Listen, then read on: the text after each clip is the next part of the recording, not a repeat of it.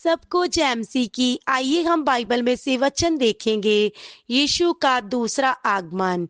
यीशु का दूसरा आगमन एक मसीही के जीवन के लिए महत्वपूर्ण घटना है। यीशु मसीह को जब यहूदियों ने क्रूस पर चढ़ा दिया तो यीशु अपने कहने के अनुसार तीसरे दिन मुर्दों में से जी उठा। जी उठने के बाद यीशु 40 दिन तक चेलों को दिखाई देता रहा और फिर स्वर्ग में उठा लिया गया। स्वर्ग में जाने से पहले यीशु ने अपने चेलों से वायदा किया था, फिर आऊंगा और तुम्हें भी वहां ले जाऊंगा जहां मैं जा रहा हूं। यीशु का गुप्त आगमन। यीशु का गुप्त आगमन। बादलों पर यीशु आएगा और अपनी कलीसिया को उठाएगा और स्वर्ग में ले जाएगा और सबके सामने आगमन। यीशु सब संतों के साथ सबके देखते देखते आएगा और इस धरती पर राज्य करेंगे। इन बातों की भविष्यवाणी पहले से ही प्रभु के नबियों द्वारा हो चुकी है। यीशु ने भी कितनी बार स्वयं इसके बारे में कहा है। यीशु मसीह के आगमन पर कुछ महत्वपूर्ण घटनाएं भी होंगी। यीशु मसीह के आगमन का वायदा। मत्ती 24:30। तब मनुष्य के पुत्र का चिन्ह आकाश में दिखाई देगा और तब पृथ्वी के साथ आकाश के बादलों पर आते देखेंगे। ये बात मरकुस लूका में भी लिखी है। इसी प्रकार लिखी है कि यीशु स्वयं भी अपने चेलों को इसके बारे में बताते हैं। यूहन्ना 14:2 और 3 में भी लिखा है। यीशु मसीह यहाँ पर स्वयं अपने दूसरे आगमन का वायदा करते हैं। यीशु अपने चेलों से वायदा करता है कि मैं तुम्हारे लिए जगह तैयार करने जाता हूँ, तो फिर आकर तुम्हें अपने यहाँ ले जाऊंगा कि जहाँ मैं रहूं वहाँ तुम भी रहो। स्वर्गदूत यीशु के आगमन का वायदा करते हैं। जिस रीति से तुमने उसे स्वर्ग को जाते देखा, उसी रीति से वह फिर आएगा, क्योंकि प्रभु आप ही स्वर्ग से उतरेगा और इस रीति से हम सदा प्रभु के साथ रहेंगे। इन बातों से एक दूसरे को शांति दिया करो। देखो, वो बादलों पर आने वाला है और हर एक आंख उसे देखेगी और पृथ्वी के सारे कुल उसके कारण छाती पीटेंगे। सो हे भाइयों, प्रभु के आगमन तक धीरज धरो, क्योंकि प्रभु के आगमन निकट है। पवित्र आत्मा उसकी गवाही देता है कि प्रभु का आगमन निकट है, क्योंकि अब बहुत ही थोड़ा समय रह गया है कि आने वाला आएगा और देर ना करेगा। आगे हम देखते हैं वचन में यीशु मसीह कैसे आएगा। थस्सलुनीकियों 5:1-11 तक। यीशु मसीह का आना एकदम अचानक होगा। रात को चोर आता है, वैसे ही प्रभु का दिन आने वाला है। जब कहते होंगे कि कुशल है और कुछ भय नहीं, तो उन पर एकदम विनाश आ पड़ेगा। क्योंकि जैसे बिजली पूरब से निकलकर पश्चिम तक चमकती है, वैसे ही मनुष्य के पुत्र का भी आना होगा। यीशु मसीह का आना एक बिजली की तरह होगा।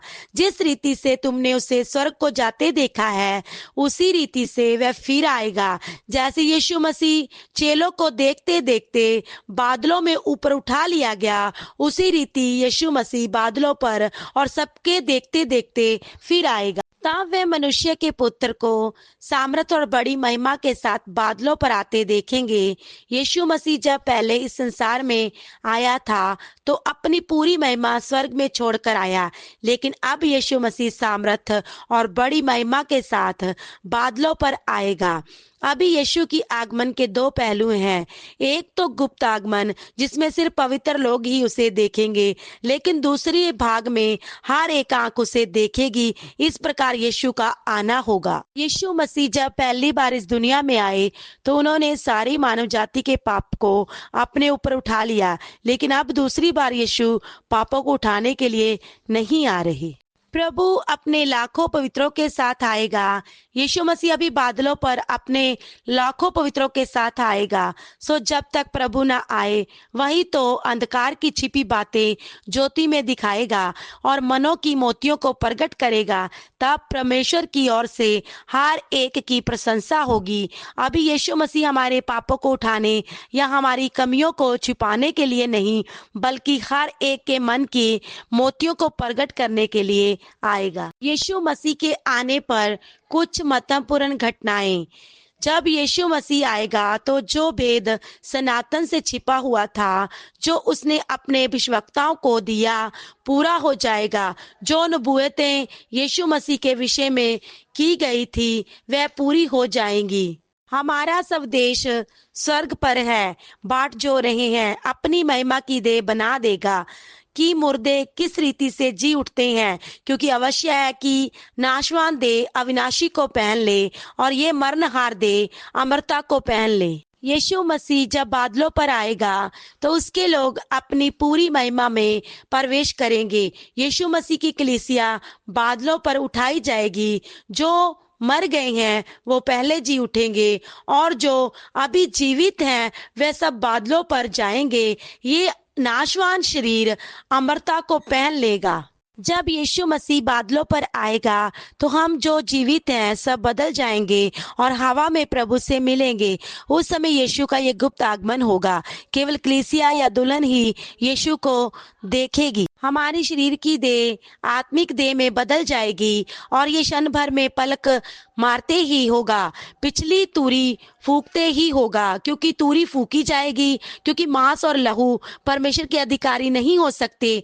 इसीलिए ये नाशवान और शरीर अविनाशी को पहन लेगा। परमेश्वर के लोग अपनी पूरी महिमा में प्रवेश करेंगे, क्योंकि हम जानते हैं कि हमें भी यीशु में भागी होकर जलाएगा, उपस्थित करेगा। जो यीशु मसीह में मरे हैं वे अनंत जीवन के लिए जी उठेंगे। यीशु ने उससे कहा, पूर्ण स्थान और जीवन मैं ही हूँ, जो मर भी गया तो भी जिएगा। यीशु मसीह स्वयं बोलते हैं कि पूर्ण स्थान और जीवन मैं हूँ। जो मुझ पर विश्वास करे मैं अंतिम दिन में फिर जिला उठाऊंगा। यीशु मसीह जब बादलों पर आएगा तो जो मसीह में मरे हैं वे सब उसे दिन जी उठेंगे और वह तुरी के बड़े शब्द के चारों दिशा से उसके चुने हुओं को इकट्ठा करेगा। यीशु मसीह जितने उस पर विश्वास करते हैं उसकी दुल्हन है, सबको इकट्ठा करेगा और सब बादलों पर यानी कलीसिया बादलों पर उठाई जाएगी और हवा में प्रभु से मिलेगी। क्योंकि सृष्टि बड़ी आशा भरी पुत्रों के प्रकट होने की बाट जो रही है कि सृष्टि आप भी विनाश के दास्तव से छुटकारा पाकर पीड़ाओं में तड़पती है। जब यीशु आएगा तब सृष्टि भी अपने बांधाओं से आजाद हो जाएगी, क्योंकि सारी सृष्टि मिलकर अभी तक मिलकर कहराती और पीड़ाओं में तड़पती है। इसी प्रकार सृष्टि भी छुटकारा पाएगी।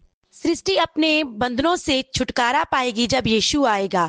सब देश इकट्ठे होकर बाट जो रहे हैं कि इसराइल को यरूशलेम का एक हिस्सा फिलिस्तीन को देना चाहिए, लेकिन इसराइल नहीं मानता। छोटे से इसराइल के द्वारा सब विनाश होगा, लेकिन इससे पहले यीशु का गुप्त आगमन होगा। कलीसिया ऊपर उठाई जाएगी।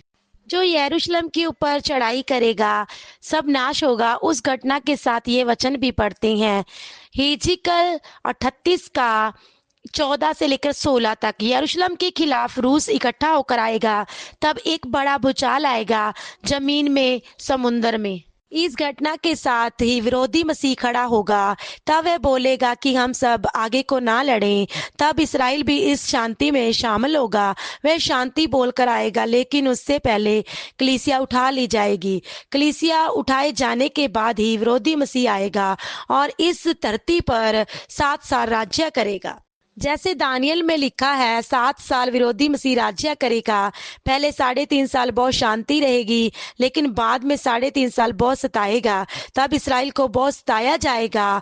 उस समय इसराइल पश्चाताप करेगा। जैसे वचन में लिखा कि यीशु को हमने क्रूस पर चढ़ा दिया था, इसराइल यीशु मसीह को मुक्तिदाता करके स्वीकार करेगा। विरोधी मसीह राज्य करते समय ये घटना स्वर्ग में होगी। सिंहासन रखे जाएंगे, न्यायी बैठेंगे। तब जैसे प्रकाशित वाक्य में लिखा है, सब बोलेंगे किसे राज्य दिया जाए। ये बात दानियल में भी लिखी है। स्वर्ग में पवित्र लोगों को उनके कामों के अनुसार प्रतिफल मिलेगा। जिसने जितना दुख उठाया, जितना काम किया, उसके अनुसार मुकुट मिलेगा। विरोधी मसीह राज्य करते समय पहले 3.5 साल शांति से रहेगा, लेकिन बाद में बहुत सताएगा। तब इसराइल को पता चल जाएगा कि आने वाला मसीह ये नहीं बल्कि यीशु मसीह था, जिसने हमने क्रूस पर चढ़ा दिया।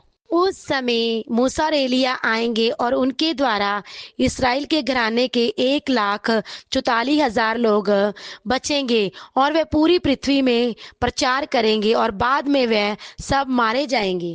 7 साल खत्म होते ही यीशु मसीह महिमा के साथ आएगा, संतों के साथ देखते देखते आएगा। विरोधी मसीह इसराइल पर पूरा हमला करेगा। उस समय यीशु अपने संतों के साथ आएगा और उसे पकड़कर 1000 साल के लिए बांध देगा। पहाड़ पर अपने संतों के साथ आएगा और वहां पर यीशु और विरोधी मसीह के बीच में लड़ाई होगी। यीशु मसीह और विरोधी मसीह के बीच में पहाड़ पर जब लड़ाई होगी, यीशु मसीह शक्ति के तेज से उसे दूर कर देगा। यीशु मसीह अपने संतों के साथ यरूशलेम में 1000 साल तक राज्य करेगा। तब वह अधर्मी प्रगट होगा जिसे प्रभु अपने मुंह के फूंक से मार डालेगा और अपने आगमन के तेज से भस्म करेगा। वह राज्य सदा स्थिर रहेगा। यीशु मसीह अपने संतों के साथ यरूशलेम में 1000 साल तक राज्य करेगा। विरोधी मसीह जब इस धरती पर 7 साल राज्य करेगा और बाद में 3.5 साल वह लोगों को बहुत सताएगा। उस समय बहुत बड़ा क्लेश होगा। ऐसा क्लेश जगत के शुरू से कभी नहीं हुआ और ना कभी होगा। जब शैतान राज्य करेगा तो कोई भी व्यक्ति, चाहे छोटा हो चाहे बड़ा हो, जब तक उनके दाहिने हाथ या उनके माथे पर एक निशान या 666 तक अंक ना होगा तो ना तो वह खरीद सकेगा ना बेच सकेगा। उस समय विरोधी मसीह भी बहुत तंग करेगा और परमेश्वर का क्रोध भी लोगों पर पड़ेगा। सब लोग यीशु मसीह का इंतजार करेंगे और स्वर्ग में मेमने के ब्याह का भोज होगा। जिस समय 7 साल विरोधी मसीह राज्य करेगा, देख मैं शीघ्र आने वाला, क्योंकि अवश्य है कि हम सब का हाल मसीह के न्याय सिंहासन के सामने खुल जाएगा। भविष्य में मेरे लिए धर्म का वह मुकुट रखा हुआ है। हमारा न्याय परमेश्वर के वचन के द्वारा होगा। आमीन।